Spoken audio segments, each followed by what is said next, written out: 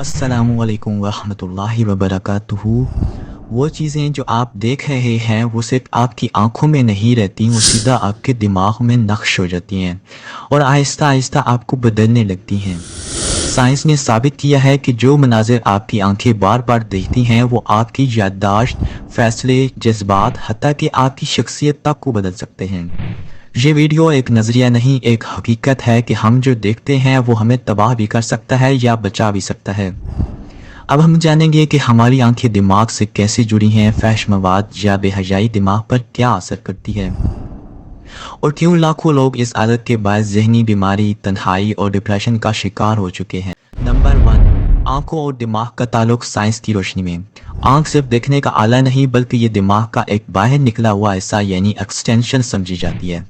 आंखों से जो कुछ भी देखा जाता है वो दरअसल रेटिना पर तस्वीर बनती है जो उसे ऑप्टिक नर्व के जरिए दिमाग के विजुअल कॉर्टेक्स तक पहुंचाती है।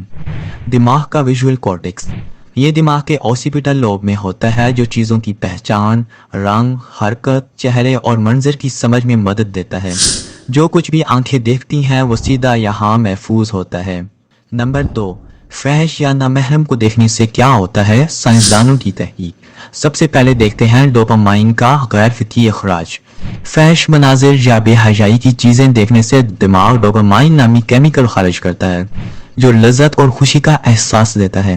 लेकिन बार बार ऐसा करने से दिमाग डिसेंसिटाइज्ड हो जाता है, यानी फिर मामूली चीज़ से खुशी नहीं मिलती, इंसान शदीद से शदीद मनाजिर की तरफ जाता है। ये एडिक्शन की जड़ है। बोरिंग तो नहीं लग रहा?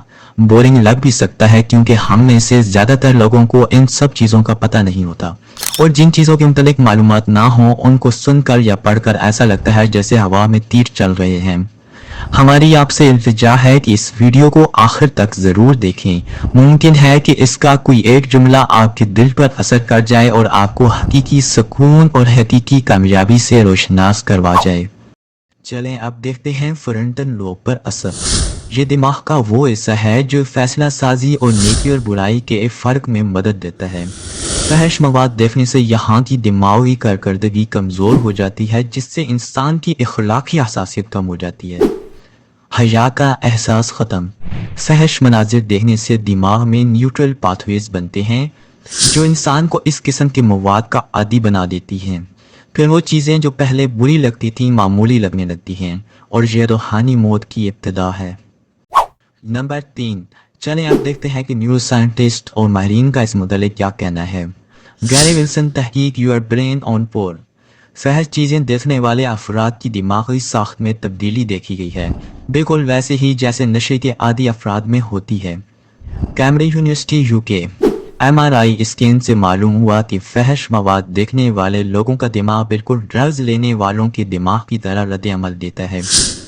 अभी आप खुद समझदार हैं कि नशा दिमाग के लिए कितना नुकसानदेह है और जैसा कि हमने देखा कि फहश और बेहयाई वाला मवाद इंसान के दिमाग पर नशे जैसा असर रखता है। नंबर 4, इस्लाम की रोशनी में। सूरह नूर आयत नंबर 30 में आता है कि ए नबी सल्लल्लाहु अलैहि वसल्लम, ईमान वालों से कह दीजिए कि अपनी नज़रें नीची रखें। ये किसी मामूली हस्ती का नहीं बल्कि हमारे रब का हुक्म है। ये हुक्म उन सब के लिए है जो अपने रब पर, अपने नबी पर ईमान लाए हैं। अल्हम्दुलिल्लाह हम लोग ईमान लाए हैं तो हमें अपनी नज़रों की हिफाजत करनी है। कुछ भी नामुमकिन नहीं होता, अगर इंसान ठान ले तो वो सब कुछ कर सकता है।